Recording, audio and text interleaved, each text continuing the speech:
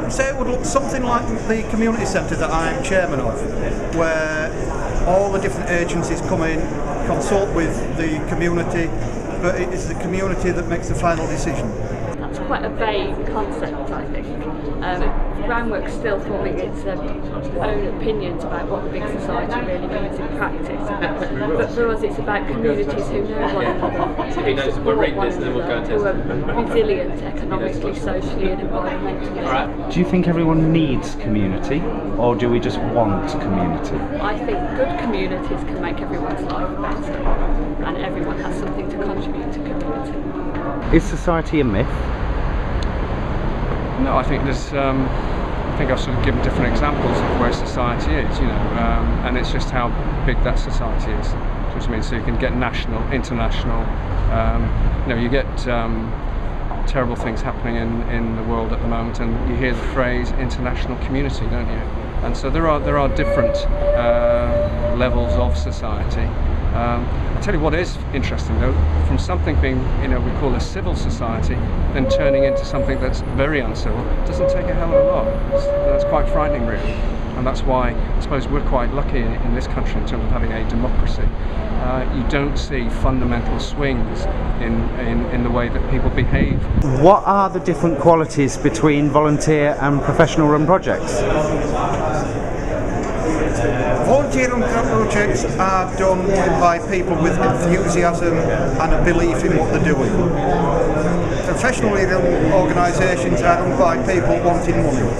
How would you be able to motivate a person in the community to get involved? To get involved in business? In the community? In the community? Well, I think people need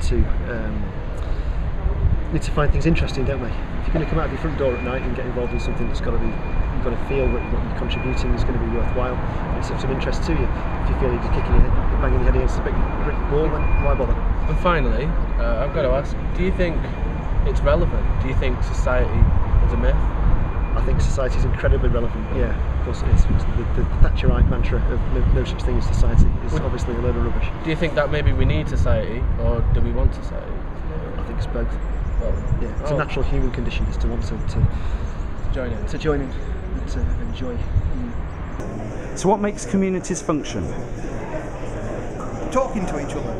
I've seen leaflets out from council which says we have spoken to the community. Well, I said, you've spoken with the community, not to them. You're doing things to them, and that's what they resent. Because you usually end up, it's like a big committee making all the decisions. A degree of respect for each other, a willingness to talk to agencies, disagree with them, and come to some sort of compromise solution. I think people have to feel that it's worthwhile. I think a lot of people feel that actually their contribution doesn't make any difference. I think if people begin to see that when they contribute, it does make a difference. It might only be a small difference, but it does make a difference. Then I think things begin to fall into place. If you have a good volunteer base of people talking to each other, then society does exist. If you leave it to professionals to develop your society, it goes nowhere. So in light of that, how would you say a whole country could be motivated? Well, I think it's probably bit by bit, because there are such different needs in different places, there are such different aspirations in different places, that I don't think you can probably do it as a single fix. I don't think that's ever going to be the right way. I think it's going to need to be done piece by piece, little by little.